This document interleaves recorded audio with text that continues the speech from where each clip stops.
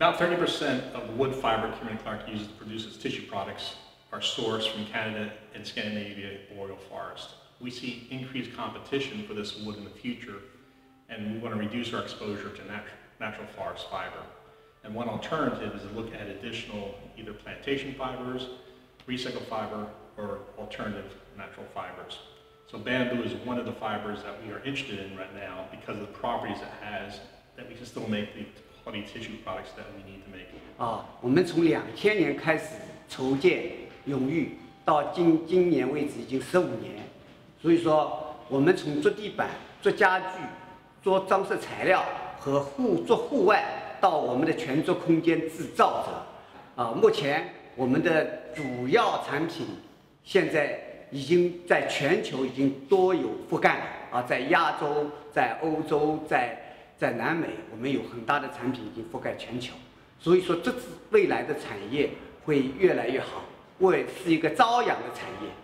Even though it's a grass, the fact that you can treat it almost like a wood species, so you can use conventional harvesting technology, you can use conventional logging trucks to move to the mills. It can be chipped like you would a tree, so it's got a lot of favorable aspects.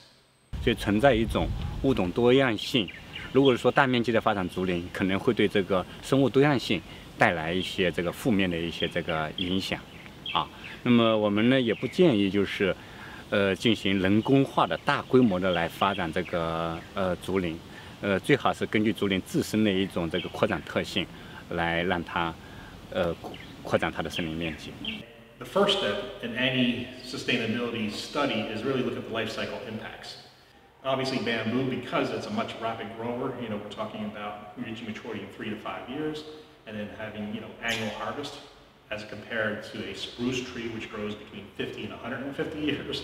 So there's obviously, land efficiency, the carbon sequestration and those issues, which are the positive side. The invasiveness was an area that was a concern.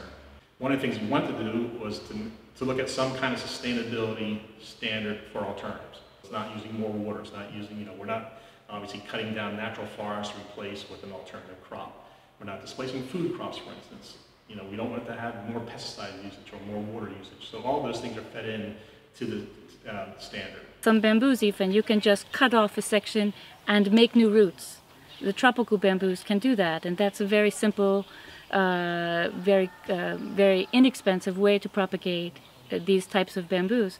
But other bamboos have very complicated flowering cycles, and maybe they don't flower for 85 years. In that case, if you have a plantation of this, it's very difficult then to get re-established a new plantation or to start a new plantation, because the availability of the seeds is very limited to that very long flowering cycle.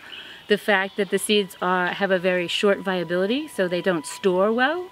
But now in our new technologies, there's in vitro propagation, which is like a clonal technology, where you're actually taking a very small piece of the plant and making replicas of them, growing them in vitro in a sterile environment, and that way you're mass producing these. The end product is a very expensive little propagule. Some bamboos are proving very difficult to produce in this in vitro way. But if it's very difficult to do or very expensive to do, how can you make that an affordable proposition? One difficulty with bamboo is it has a high silica content. And so that's a very difficult chemical to get rid of and handle in the craft pulping process. So there are some concerns about how do you get the silica from causing corrosion and other issues in your pulping process. So that's a technical challenge.